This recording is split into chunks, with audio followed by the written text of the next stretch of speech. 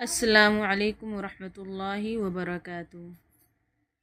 آج کے سبق میں ہم سیکھیں گے الحروف الغنہ۔ حروف غنہ وہ حروف ہیں جن کی آواز کو ناک سے نکال کر پڑھا جاتا ہے۔ کون کون سے ہیں؟ نون مشدد، میم مشدد، یعنی جب نون پر تشدید آئے اور میم پر تشدید آئے تو یہ دونوں کو گننے کے ساتھ پڑھتے ہیں۔ غننے کی مقدار کتنی ہوگی؟ 2 حرکات۔ اس کی مقدار 2 حرکات ہوگی، یعنی 1.5 یا 2 سیکنڈ تک اس کو ناک کے اندر گننا کر کے ہم پڑھیں گے۔